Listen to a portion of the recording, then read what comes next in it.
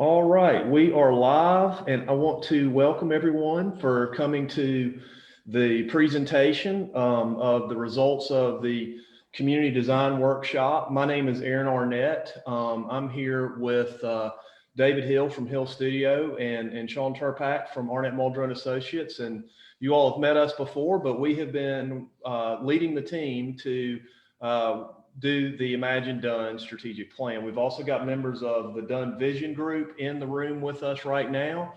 But we have a lot to share with you all, so we are going to get started right now. So if you'll bear with me one second, I am going to go into PowerPoint.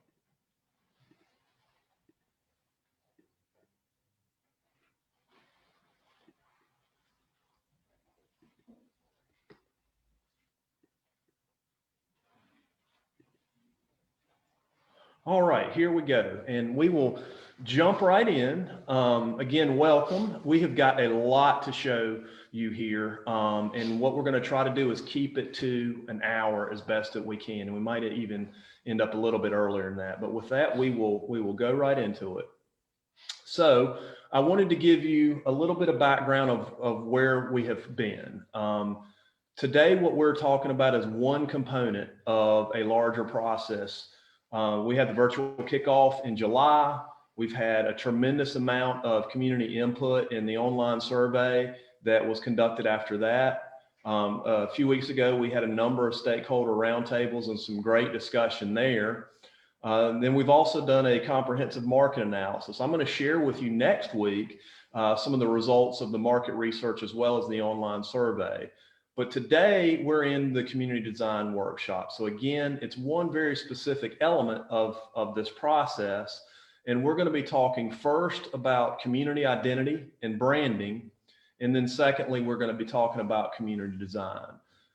After this week, we are going to be moving into the plan development stage. But first, we want to share with you and get your input on what we've done this week with the community design workshop.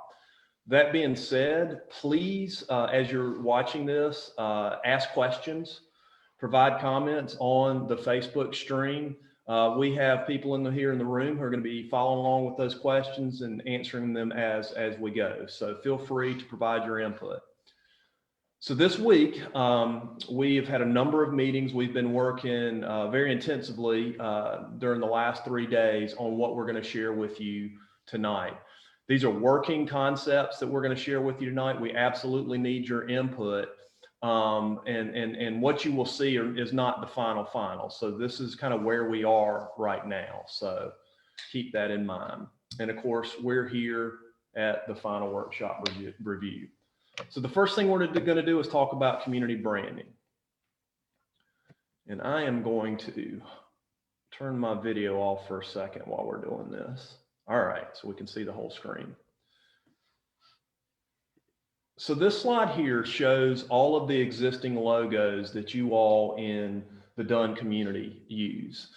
You can see that there's on the left there, you've got a pretty straightforward uniformity among the different agencies with the City of Dunn up top. Below that is the Chamber of Commerce, and then below that is Travel and Tourism.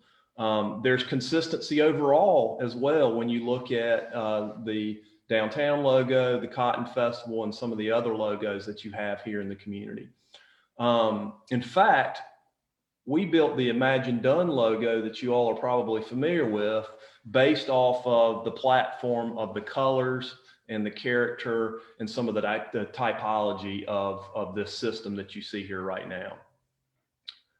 In an effort to create a new consistent branding effort for the community, we have been having a conversation with you all for the last several months about who you are, what you value about the place, and of course, what our vision for the future happens to be. So the first thing I'm going to share with you is the message. The message begins with what is our story? What do we want to tell locals? What do we want to tell visitors? What do we want to tell potential investors? And that begins with what we call a brand statement. And that brand statement is essentially an elevator speech that connects all of the values and assets in the community in a narrative that's also the basis for the creative energy that we put into the design that you'll see, as well as the tagline. So the brand values that you all told us should be a part of our story are right here. First is location. You obviously are right there on I-95. You're at the southern edge of the rapidly growing Raleigh metro area, and you enjoy some of the benefits of that and some of the challenges of that as well. You've got truly a deep and unique history here, beginning with General William Lee, Averasboro, excuse me, and you've got this rural heritage here in Dunn that is still very tangible today as you drive around. Of course, your downtown is a key destination, and you've been focusing on revitalization of the core of the community for a number of years right now, and you've got a great downtown.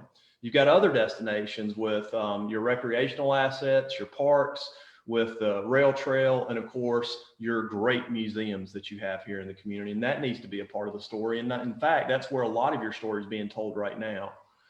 The other thing is this effort we've been going through. You know, you've got this energy here. You've got this synergy amongst the organizations that are putting together this long-term vision for the future. And that really needs to be a part of our story as well. When we think about the people that we want to reach, those target markets, it absolutely will be tourists and visitors. We've talked a lot about new residents and positioning Dunn to be a place to invite new people to come and live, and maybe they work in the metro area.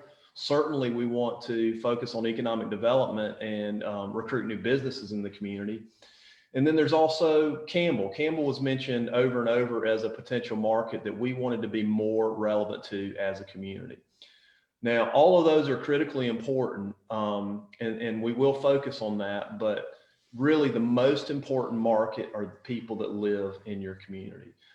They're the ones that go to our local events on a regular basis. They're the ones that patronize our independent businesses on a regular basis as well. And those are the people that live and love the community and the great quality of life that you have here.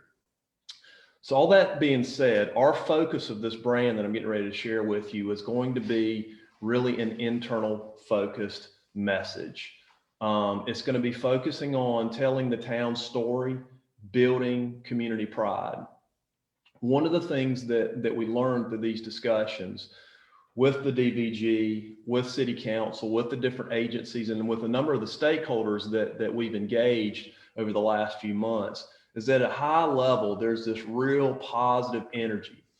The people we've talked to truly recognize some of the challenges that you all have here, but they absolutely love the community, and they have this positive outlook on the future.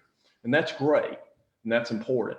So, by the same token, when we look at the survey, there was a good bit of negativity in the online survey, which is absolutely fair.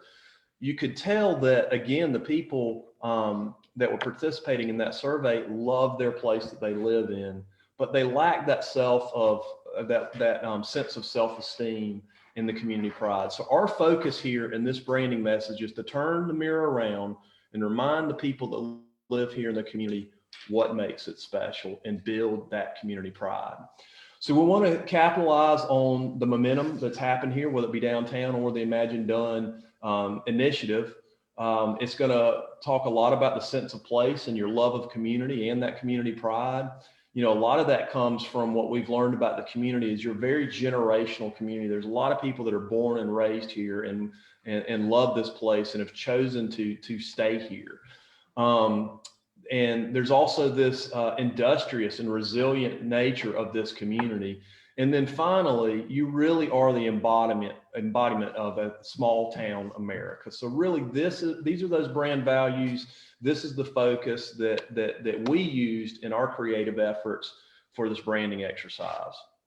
So the first thing I'm going to share with you again is that brand statement. And bear with me because I'm going to read this for you. And again, remember, this is that elevator speech that tells our story about the place.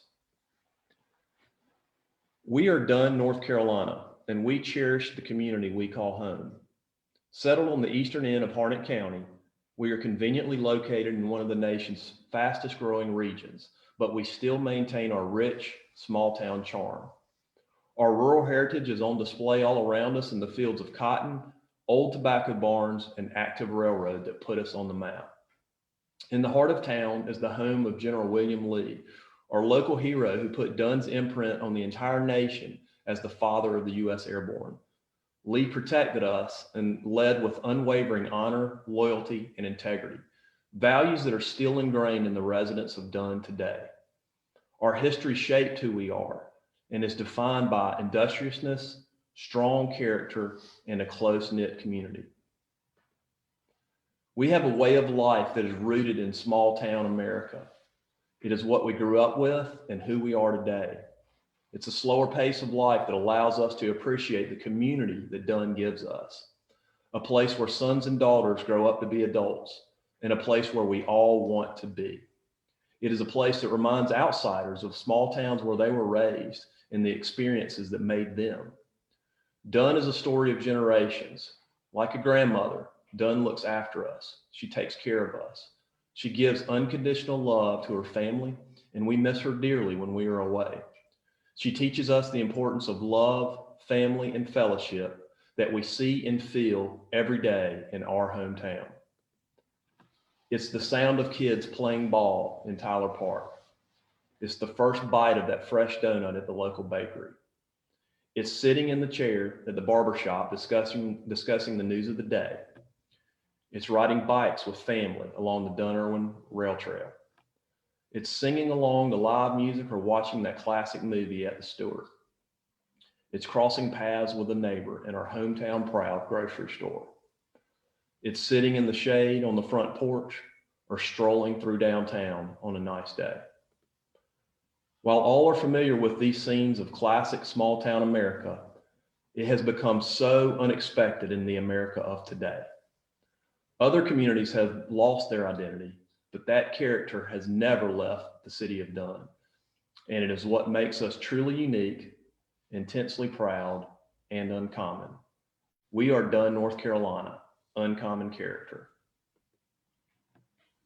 And this is the brand identity that we're proposing there. And again, as I mentioned, it really is focused on building community pride. You'll see a number of things here.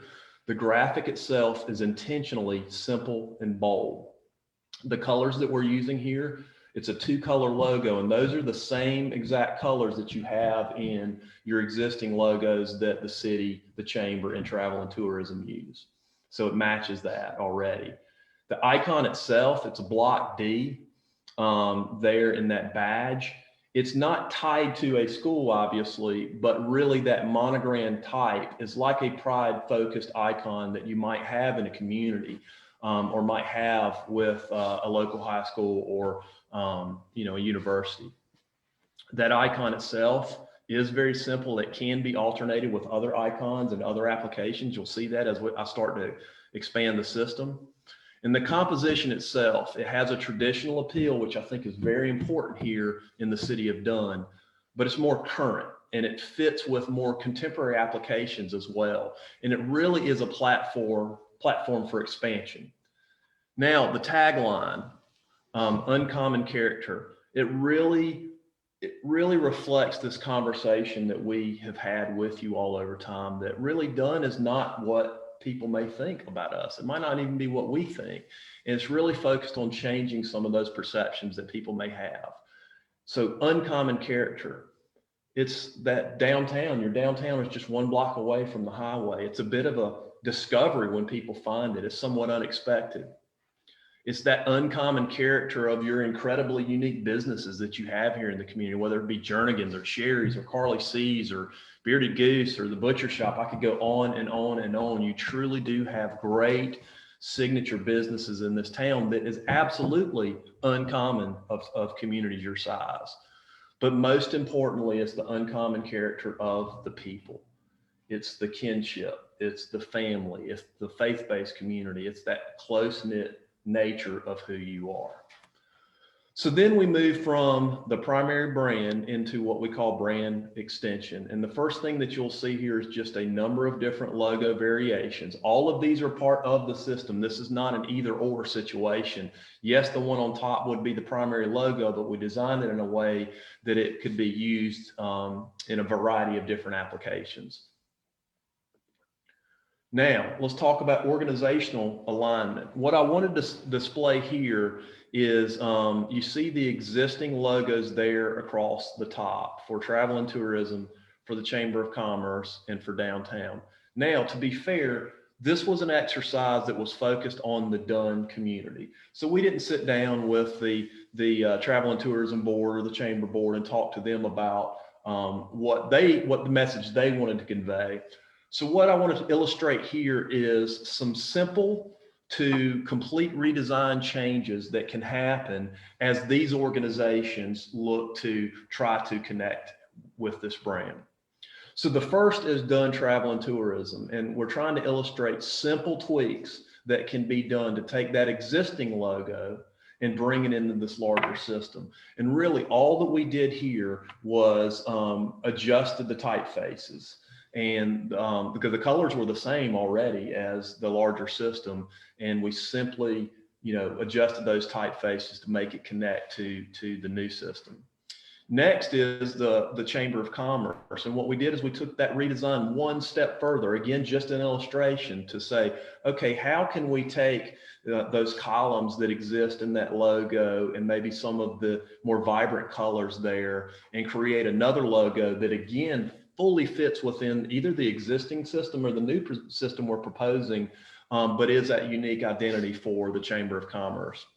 And then finally, downtown, looking at the potential for a complete redesign for that, both for the destination that is Downtown Dunn, as well as the organization that is Downtown Dunn Development Corporation. There's actually some strategy in that logo for that organization because it is a Main Street organization and it follows a national model of downtown revitalization and 4 points of downtown revitalization. And that's what the 4 colors signify on that particular logo. But again, you can see those slight tweaks on the left all the way to a full and complete redesign on the right. And these logos that we're sharing here right now, these agencies and organizations are absolutely welcome to use them. And if they don't use them, what they could do is use them as inspiration simply for when they go through their own branding and redesign process. So now what you see here is the full system of logos with the primary logo there in the middle, and then all of the variations that I've shared with you from downtown to some of the icons for the city. And you can see that everything there is completely unique, but it's all part of that connected system.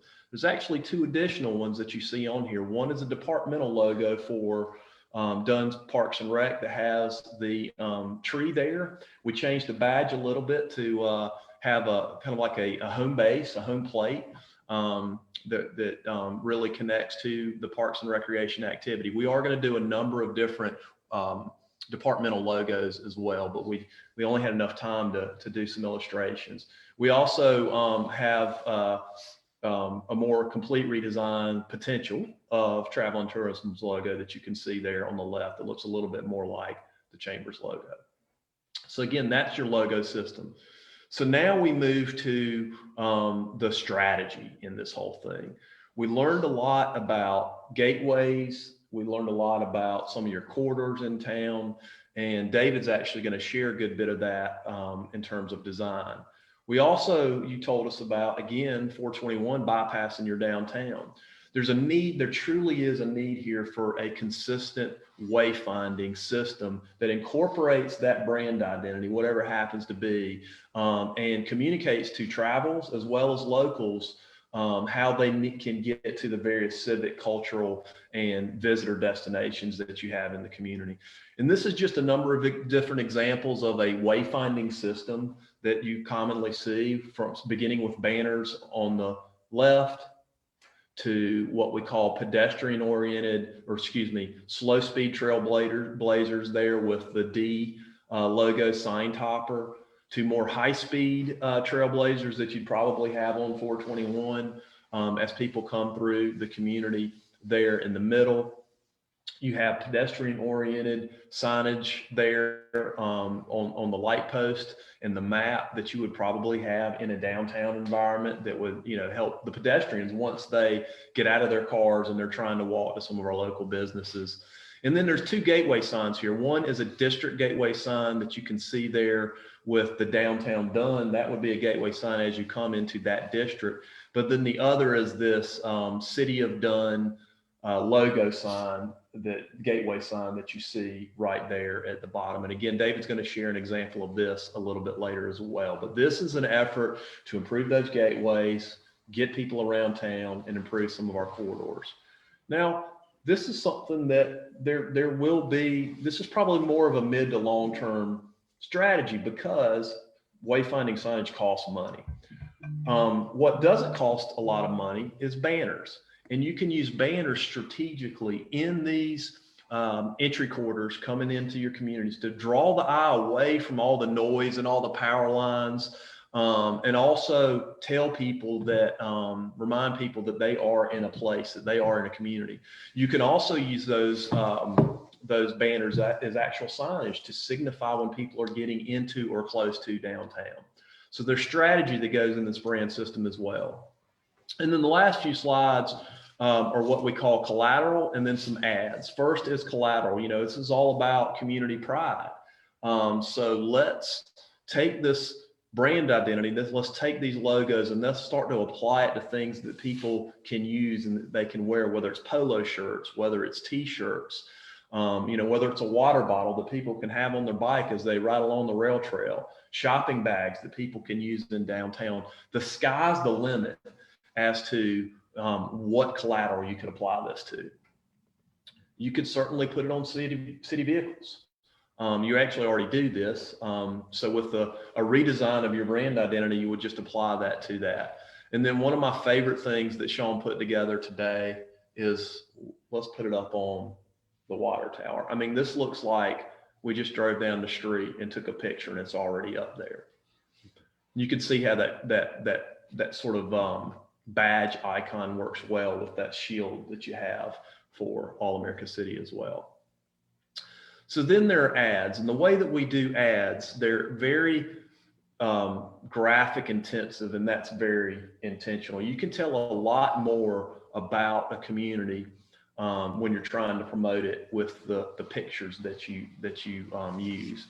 And there's no shortage of pictures and great subjects to be part of that story of why Dunn is a great place. It certainly could be the War Memorial that you see right there.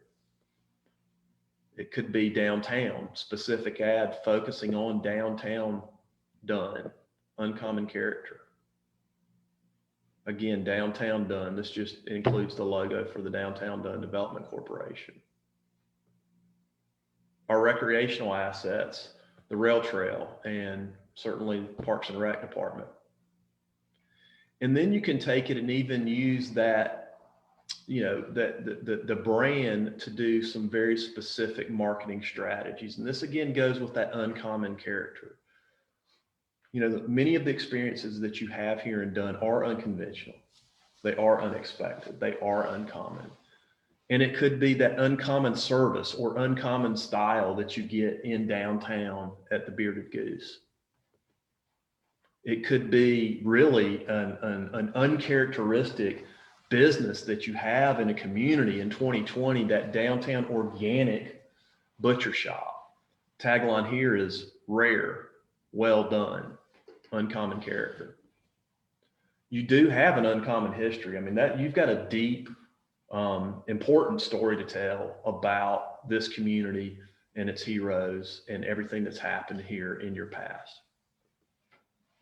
Uncommon amenities. Again, for a community your size, you absolutely do have great amenities for the people here that live in the city of Dunn. So the final slide here just kind of shows how that initial logo and uncommon character tagline there on the upper left is it first extended into additional logo sets for departments, for other organizations, for downtown. And then we apply it to a number of different strategies to help promote and tell the story about the place. A logo is not a brand. A brand occurs when you build out a system and you start to apply that system. So this is that connected system. This is where we are right now. I would encourage folks on Facebook Live to absolutely leave us comments and ask questions about the system. We need your input. We want to hear your thoughts on it. And the last thing I'll leave you with before I turn it over to David is we still have a number of things on our punch list. We're going to go through a series of events, do logos for that. We have some strategies for economic development and business recruitment. We're going to develop some materials for, there's some additional collateral. There's a number of things that you'll see as we build and grow this system. This is simply what we were able to create over the course of the last really day and a half, 2 days. So with that, I am going to turn it over to David, and David is going to talk about community design. Well, thanks, Aaron. You know, the work that we've been doing with the Dunn Visioning Group and the strategic planning is in many ways follows on this brand conversation very well, because some of the core values that you see in the brand statement of Dunn, the next few minutes we're going to show how we plow those through and use the city and city planning as a tool to express those core values and make the city even better. And so what you'll be seeing is a number of initiatives that really all tie back to the work that we've been provided through a number of surveys and through working with our committee to make a better quality of life for all residents and all who visit. First one, of course, we've already done, that's community identity. The next 11, if you advance just a little there, you'll see a map, and we'll be using this map all the way throughout this conversation.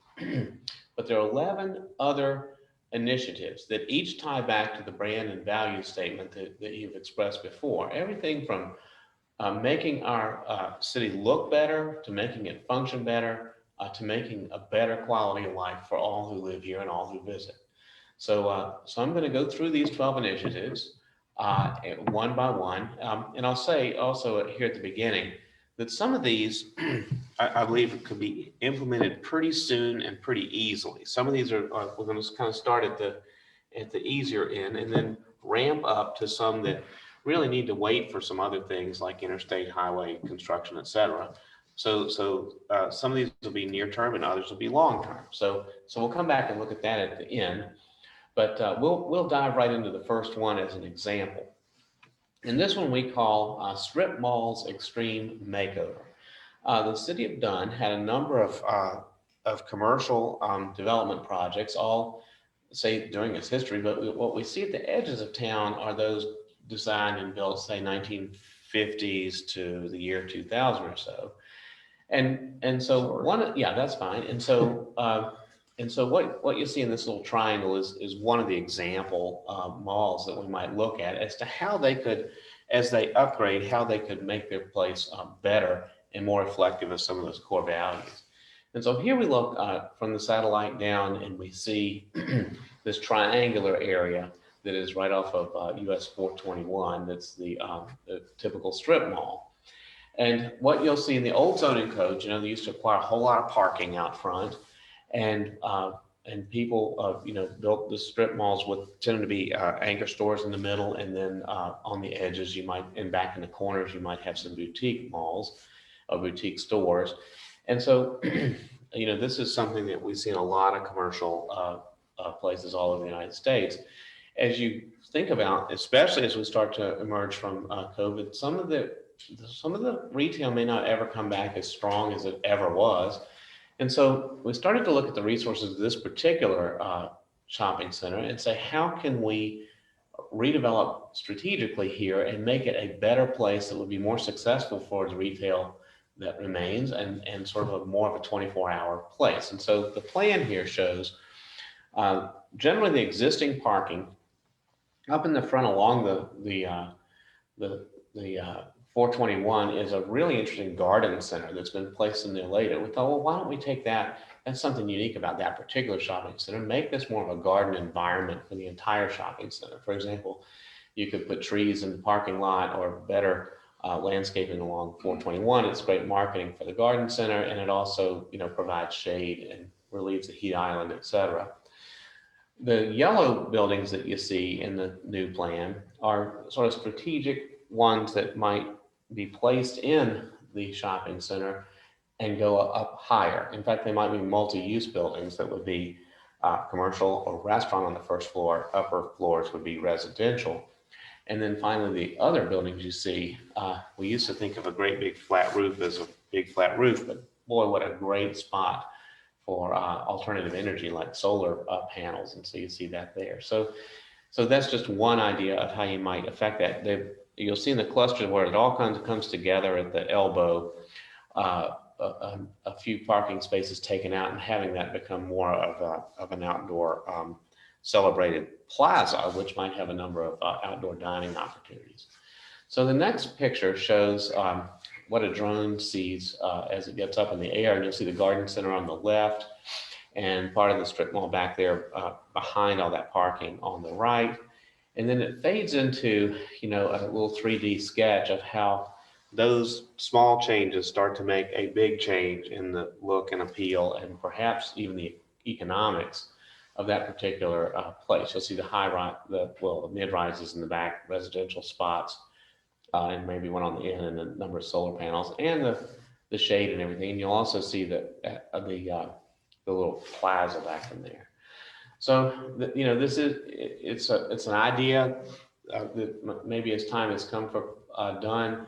The next image is one which shows there are a number of firms that actually specialize in redeveloping strip malls. This is one out of Baltimore, a great group called BCT Design Group, and they said it'd be fine if we used a picture that they have on their website about another typical mall. And what they do in these places is you take out a little bit of parking and make something that's much more like a community building element, like a little square or a plaza like we talked about, and that all of a sudden becomes a real lively place that people walk around, and it doesn't feel like you're in a strip mall anymore. So that kind of strategy works really well. Here's another example, kind of a food court example.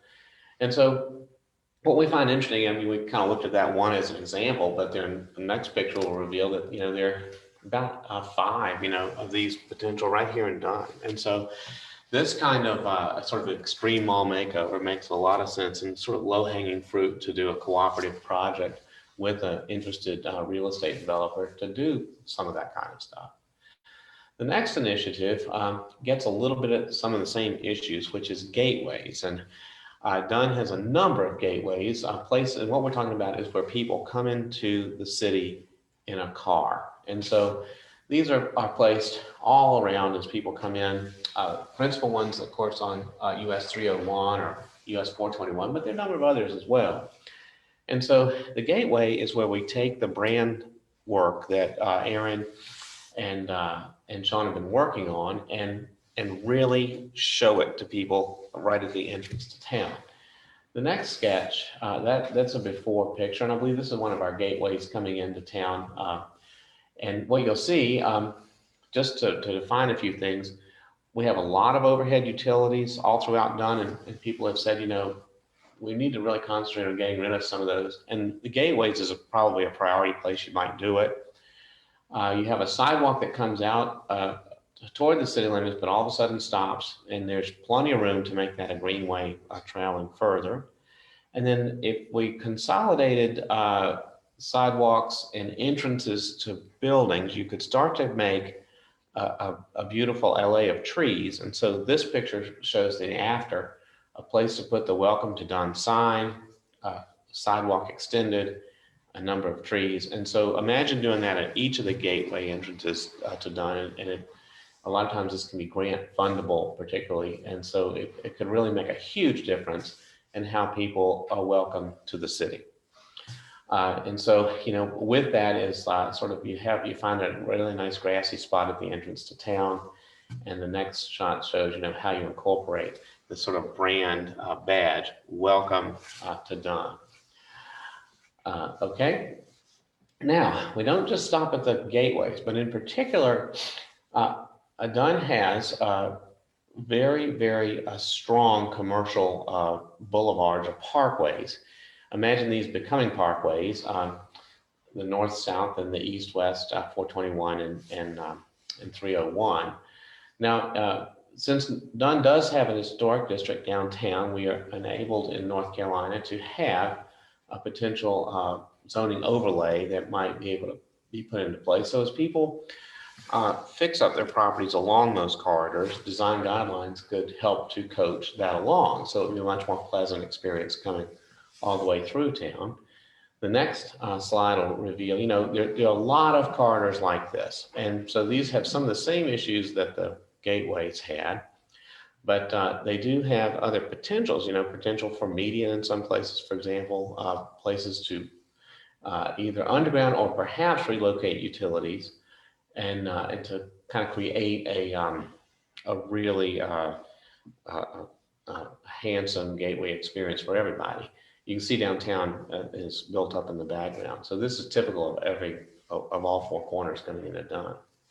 Okay, and so the tools that we use for managing these kind of corridors, corridor overlay district, which might have things like design standards for signage and things like that, consistent development standards with setbacks, signage, curb entrances, etc. And there may be building and site improvement programs for targeted areas that would have matching grants to help people fix up their signs and landscaping, et cetera, if they wanted to participate. This doesn't necessarily have to be, government's here to give you a hard time. It's more like a cooperative program, and people will participate when they fix up their buildings. And so here you see a list of the development standards that are normally addressed in a set of guidelines in this kind of district. And then I believe the next picture shows us, we don't want to be kind of out there without any kind of support. And so we've done some research to see a couple of current examples in our local big cities. Raleigh has a Commerce Parkway example. For example, they've done some really nice research on this. And also the town of Wake Forest has done this. Now, we looked at some of the goals of Wake Forest. We can't really just, in North Carolina, you can't just say we're going to do it because we think it looks good. There needs to be other health safety reasons, or that needs to really be based on health safety reasons. And so cleaning up the entrances, for example, are a safety reason. Providing trees to, for shaded sidewalks, et cetera. There are lots of real reasons to do this beyond aesthetics. But we noticed in the Wake Forest example is, they've actually got a lot more room than you have in Dunn. They have more sort of separated boulevard. It's kind of a luxury to see what they have to work with. But we're squeezed in a tinier corridor in all of our cases in Dunn. So we've looked at some other examples that Aaron will show you now. This one is in Lexington, Virginia, and an example where we actually implemented a cost share program. The city did, and it was remarkably successful. This is, of course, a before picture, but it has the same issues that you have. And the next shot shows with shared signage, for example, and larger setbacks and common landscape that was performed. Next couple of pictures I think are even better. Here's a before, what it looked like. We really didn't have much room, but you can see how it gets implemented. We actually were able to make some room with the cooperation of building owners. So we've got some records of success for this kind of program. It's just tweaking a number of these ideas in the corridor, and it really does work.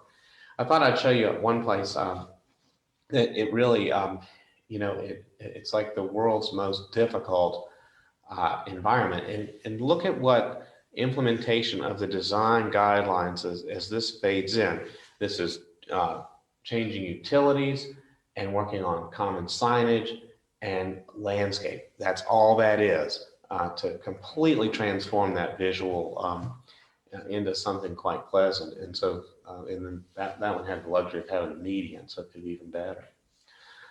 So the next conversation that was brought forth by our committee was, how do we help the entertainment district that's sort of getting up on its feet in the middle of downtown.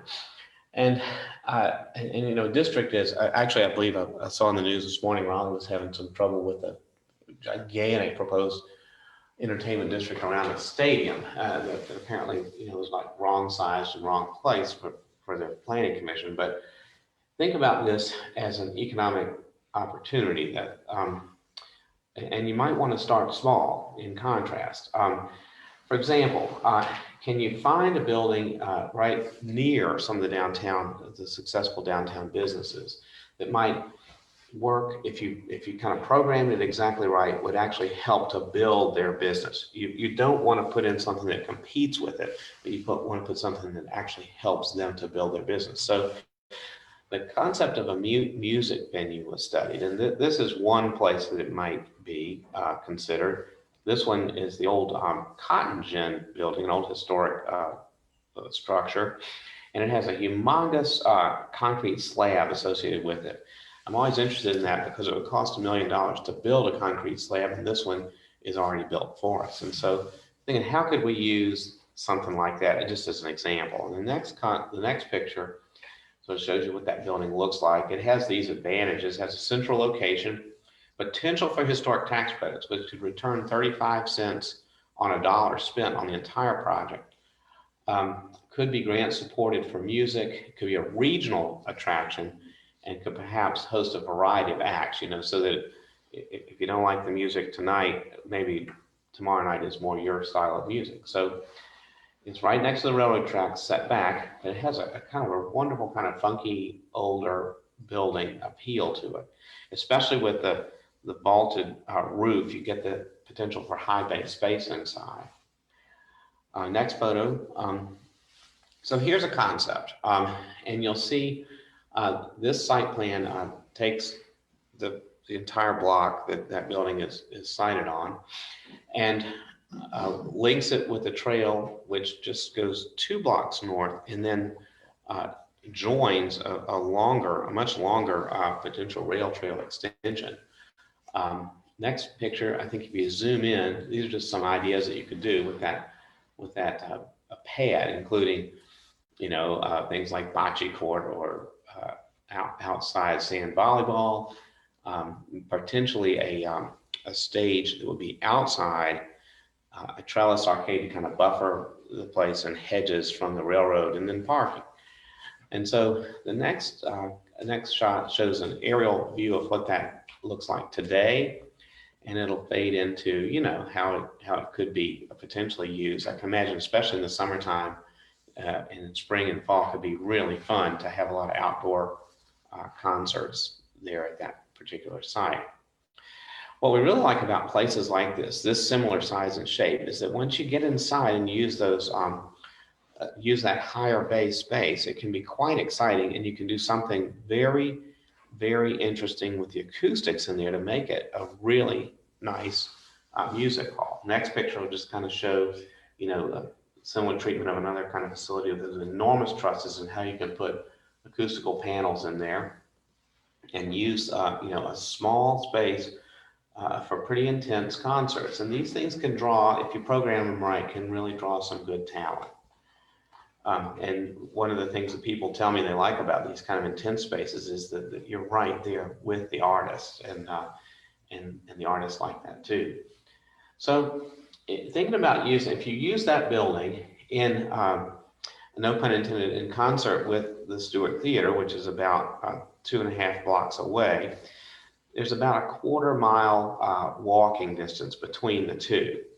And you think about the Stewart, it has certain events, this might have certain events. So you might think about the streetscape between the two being adjusted so that it could actually host more outdoor music crowds. For example, maybe it's I have it called Parkwood and Food Truck Rodeo area. So let me explain what that is. That's the next slide, Aaron. And then we back up a little bit. No, that was fine. Our DVG reminded us that right in Dunn, in the center of this diagram, we are less than an hour away from 20 different colleges and universities. In fact, most of them fall within 45 minutes. These are 15-minute rings.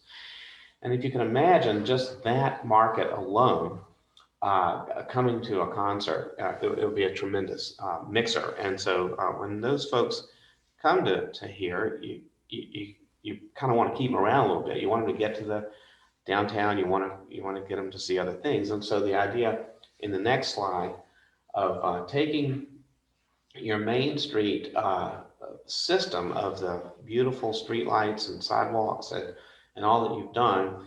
But as you move into the more entertainment district, adjusting it so that it would have one other feature, which would be these bump outs, which we call parklets, instead of some of the parking spaces, because there you do not have the kind of, between these two, you don't have the kind of businesses that need that parking right up front as much as you do in the part that you've renovated. And so these might become really attractive for people trying to put restaurants and things like that between the two entertainment venues. And because they can put outdoor dining in these wide sidewalk areas. And until you get those, you bring the food trucks in and let them park through there, and then you have dining as well. Okay, and so there's just like a little section on how that works, so you can have that sort of outdoor dining area, and it livens the street in that district. Okay, outdoor recreation immersion was another one of the topics that emerged from the DBG, and we're basing this on a tremendous success of the new Dunn Irwin rail trail that's coming right into the center of town. And so the more we thought about it, the more we thought, well, Dunn has so many scenic and historic resources, you could probably take that idea and multiply it even further, which is shown in the next picture. Okay, here's the current one that is coming into downtown, and how it will kind of move through the streets. So this is called the park to park. I think it's tie is in one end, and then I believe it's tie to tart trail. The next image shows, once you get that one in, then you start to develop a culture, especially for quality of life, of a number of loops and other trails that would start to link the neighborhoods in. And then that becomes part of the quality of life enhancements that we were talking about. So this shows a number of other small extensions and even a loop of the rail trail of 7 miles of trails eventually to be considering through the downtown. That immersion into the nature, it also addresses a little bit of an overlap here with this next initiative. We call it Neighborhoods 2040. And when we think about it, all 4 corners that are toward the center of downtown, we have neighborhoods that are older. Some of them built over 100 years ago, and a lot of those houses are rental, and a lot of them are quite handsome. They just could use some help, and so we're trying to think how we can do that. So the next image shows one thing that I know the City Planning Office is already trying to implement, which ties back to that getting people outdoors, which is a larger pedestrian plan that they're trying to implement throughout a lot of these older neighborhoods, and it has special handicap access provisions, et cetera. So that's ongoing. So that'll be one of the things that helps with these inner city neighborhoods.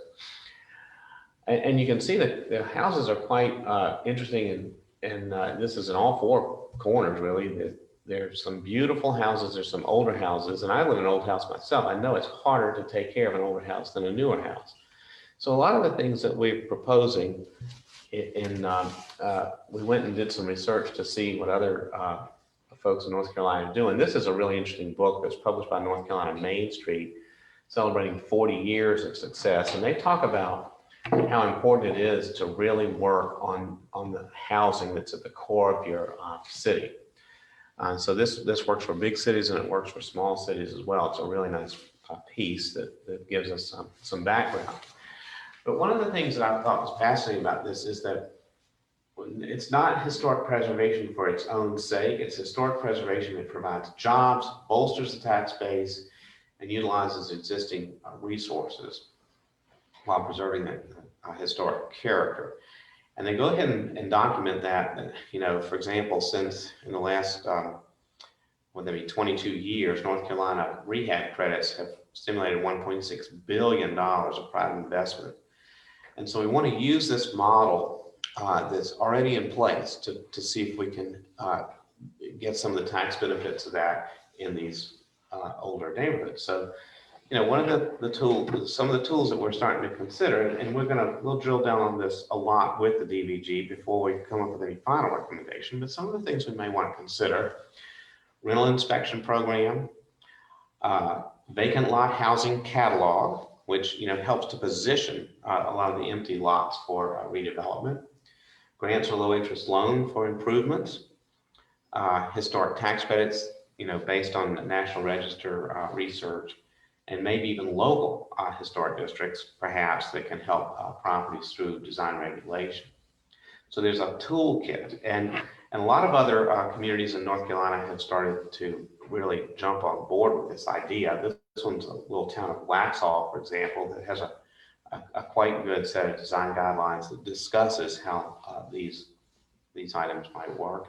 And it also has a section on new buildings. For example, if you're a number of vacant lots in the older neighborhoods, how to position a new building and also have it really fit that kind of character in the neighborhood. So older houses, it's tough to take care of them. On the left, an older house, how it looked 100 years ago, and on the right, how it had been chopped up into apartments. But with design guidelines and tax credits, you can bring these neighborhoods back, one house at a time to restore that historic character. What I've been fascinated to see in the next couple of pictures as we go through, some of these really bad looking houses can be transformed into stunning examples that show history and also bring younger people back to the near downtown areas. So, this particular case study, one of the cool things about some of these older houses is that inside, you have really nice, beautiful rooms and things like that can be restored. And so through the use of historic tax credits, you can sort of start with the sketches of what it might be. And the next image will show how it looked starting. And the next one shows how you can sort of target special neighborhoods and bring the whole thing back, which actually helps you to really revitalize an entire area near downtown. And this, you might want to take one at a time and really throw your resources at it to see how that can be transformed, and it really can. So, it really brings back younger groups to downtown, et cetera. So, the next image, I believe, shows a little bit of a walk away from pure housing toward dealing with a number of other landmarks that you already have that are downtown. One of them, just as an example, is the old hospital building. And so if you use the old hospital building as an example, and perhaps if that can also be put together with historic tax credits, you might be able to make a housing type for people who are not finding the right kind of housing downtown, a little bit different and unique type of housing. So it may be remarkably good for medical students, market-based teachers, et cetera. And so, this is a picture of that old building and a satellite image of it takes up a whole block, and you really could do some pretty creative things with that particular block to make it desirable. Now, we've sort of dealt with the first group of these, which might be the first 5 or so years of a strategic plan implementation, the second group, which may be the second 5 years, and now the last 3 that I'll show you tend to be more long range oriented, but actually, but they could be quite a difference maker if one or all of these were really pursued with the same kind of vigor that we might pursue the earlier ones. And this one's called the Scenic Parkway. On the lower left of this drawing, you'll see a blue line that connects Interstate 95 around the edge of the city boundary over to Route 421. Now, this came up to us because there's some remarkable scenery in that area, and there's not a lot of houses or other things that might be in the way. So it seemed to, in the hospital, the new hospital, is located at the very near the intersection of the Parkway and 421. So it seems like, even for emergency vehicles, to have a way to get to the hospital from the interstate would be handy. But it's also that you have a lot of people that are going through downtown Dunn on their way to Irwin and other places west. They really have no interest in being in Dunn at all. And it might be better for them if they didn't even come downtown. So, and it would be way better for your pedestrians. So getting folks off of your major streets and onto that parkway might make a lot of sense for a lot of reasons. So next slide will indicate, I know in the 2005 plan, here was an alternative idea for for a bypass that went on the north side of town. But what we discovered, that seemed to be a lot longer, and it actually seemed to involve a lot more houses and things like that in the way. It'd be a lot harder to do this one, it just seemed to us. And so the parkway on the south side seemed like maybe an easier go that might even connect things a little better. So I know there's some conversation that's already happened about that. But think about this though, when you get a chance to place a new road, you can place a road like there's every other road, or you can really create a scenic parkway. If the goal is to get people around the edge of downtown and to get them to these other places, it really does not have to have a lot of other facilities located along it. And so it could be potentially a great piece of your Parks and Rec department. On the right of this, there's some examples in Dunn, these pictures taken today, of really scenic roadway corridors. And that's the kind of spirit we would like to get with this. On the left is a plan, just a little plan area of this, the creek corridor as it crosses 421, and you'll see that there's a very wooded area that it's in. And if you advance that area, you can start to see, this is how a parkway may fit in. You'll see, a much more curvilinear road placed in there with overlooks, places to get out and go fishing, etc. Use that road as part of your Parks and Rec network. And I believe that north of 421, it actually links into a park that's up there anyway. So keep this idea in mind.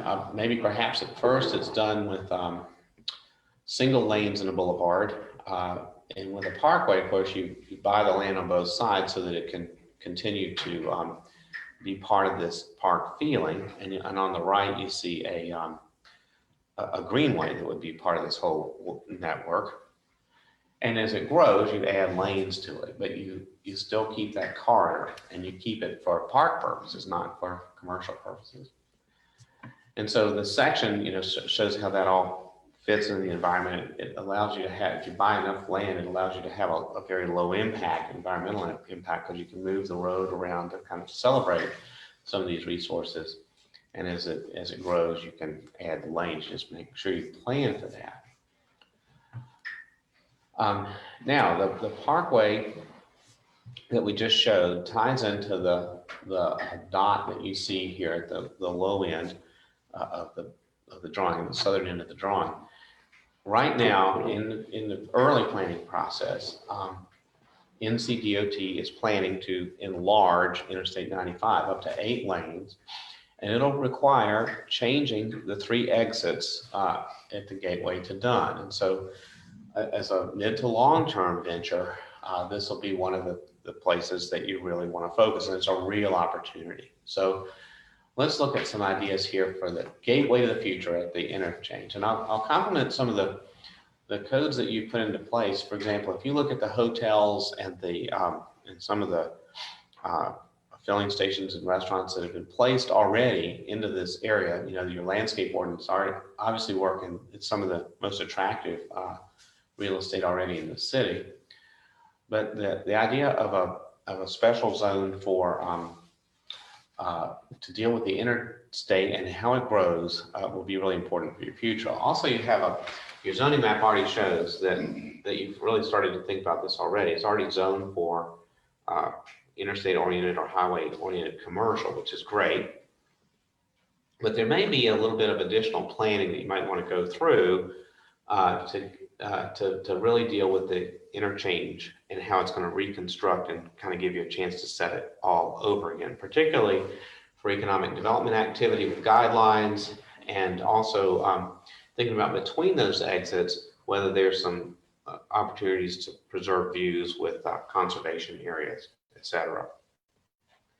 So the interchange itself is the way that most guests and most residents will enter the city in the future. And so you think about a special investment in this kind of gateway. And so, you may put together a special set of zoning guidelines that deals with welcoming people to town, landscaped boulevard, landscape business frontages, buildings with architectural character, coordinated sign and lighting standards. It's what we've seen, we're going to work on your corridors in town, but this actually provides you another place to sort of beef it up and make it even better, because these will be larger land uses, and so you can use a little bit more imagination with these. And so we've been studying interchanges actually, and what surprises me is what an incredibly inefficient land use they are unless you plan for them to be more intensive. For example, this is one along Interstate 64, and it looks like from the ground a bunch of truck stops and stuff. But if you really look at how much real estate is there, we use a floor area ratio in planning it, and it's 0.003. It's nothing. There's hardly any land coverage there at the buildings at all. The next picture suggests that you could make it a lot denser as the interchange grows and as the economy grows. But in this case, rather than just kind of letting things sprawl out all over the place, you coach where the buildings are placed to get drivers to slow down with medians and buildings up close to the street, hidden parking, etc. And in a place like Dunn, where your downtown is just a few blocks away, you bring some of that character forward into the design guidelines and really try to coach that along. I think that shows a little bit more of a close up, but it really doesn't take that much. It's just that you have to get there and think about it before these things happen. The next illustration shows it from the air. For example, you take some of the nicer, smaller building forms that are already in downtown Dunn, require that kind of treatment toward the interchanges things build and grow. So you get the economic development activity, but you also get it to be a beautiful greeting to Dunn as people come in. It makes you more like Dunn and less like all the rest of Interstate 95. Railway passenger terminal. This is an initiative that'll be considered. I believe it's in a 15-year time frame, where Dunn is right on the high-speed route between Raleigh and Fayetteville, and I believe it's an hour between the two cities. You'll be right in the middle. And so the passenger terminal, there's a site that's already being considered and thought about for that, but we want it near downtown if we could. And this shows a potential redevelopment of an old sawmill lot that shows how you could potentially put the terminal and the platform in there. And it just happens to be right next to that rail trail and that performance center. So right next to downtown with the trail to connect you into downtown. Okay. The newer kinds of rail terminals are really not much to them. The ticket machine looks like an ATM, and you have a great big long platform without the need for buildings, because people just put their Visa card in there and get a ticket. But you can make that into the character of Dunn, with some of those kind of warehouse fixtures, etc. And then the final initiative that I'll show you tonight deals with a unique resource to Dunn, the new Betsy Johnson Hospital. And I know there's a lot of initiatives getting started there that are dealing with teaching, medical teaching, pharmacy teaching, that relate back to Campbell University. One of our charges was figure out how we can do better related to Campbell University. And so medical campus provides a real potential opportunity for expansion in the long term. And so thinking about how that might expand, this is right next to that parkway, and shows how you could logically put together some additional land for future medical use and perhaps potential teaching use, or maybe even research use.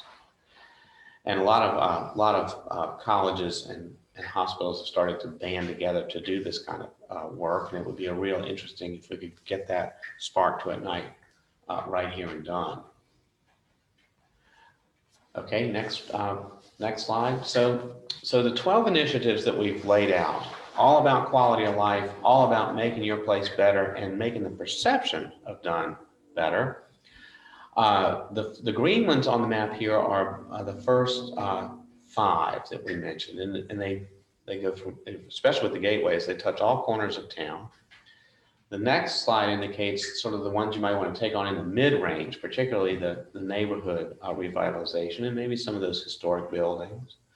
And then the final ones really are more dependent on when the interstate and other transportation improvements happen, such as the parkway, the interstate interchanges, and the passenger terminal, and finally the medical campus.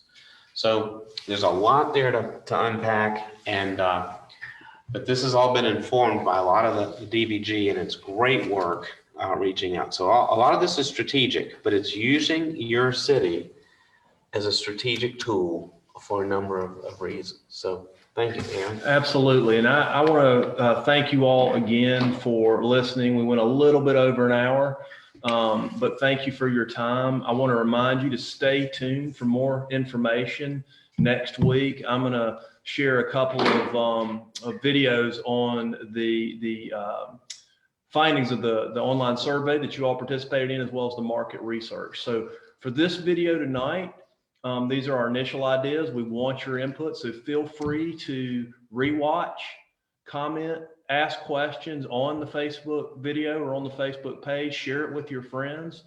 But with that, I will say thank you, and I hope you all have a good evening.